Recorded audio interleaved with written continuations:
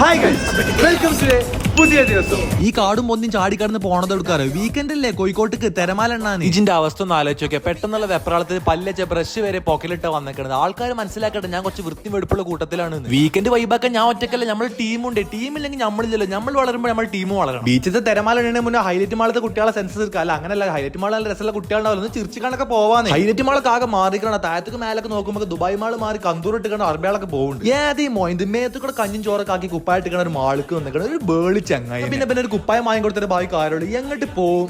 രോഗിച്ചതും വൈദ്യം കൽപ്പിച്ചതും മെന്റ്. ശിവലെ വാ, കുട്ടീനോടൊക്കെ പിന്നെ സൊള്ള മെന്റ് പോയി കുറച്ച് കുപ്പായം എടുക്കാം. ഇവൻ കയറി ചെന്നപ്പോ തന്നെ വെള്ള കുപ്പായത്തമ്മനെ പിടിച്ചു. വെള്ള കുപ്പായം കഞ്ഞും ചോറും അച്ചാറൊക്കെ നല്ല സുഖമുള്ള. ഇട്ട് വന്ന കുറച്ചെങ്കിലും മേനുണ്ടാവും ഞാൻ വിചാരിച്ചു. ഇട്ട് വന്നപ്പോൾ ചക്കരമുറ്റത്ത് ദിലീപിനെ കാട്ടിയും കട്ട.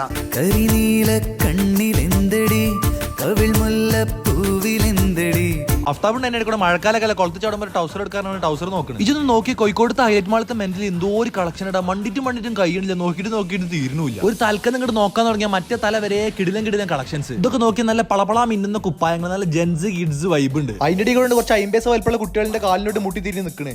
എന്റെ പേര് പിസേ അസീമുണ്ട്. പിന്നെ എനിക്കൊരു കടും ചോപ്പ് കുപ്പായം തരുന്നേ. അതിങ്ങോട്ട് ഇട്ട് വന്നപ്പോ ഞാൻ പോലും അറിയാതെ ഒരു സഖാവായ പോലെ.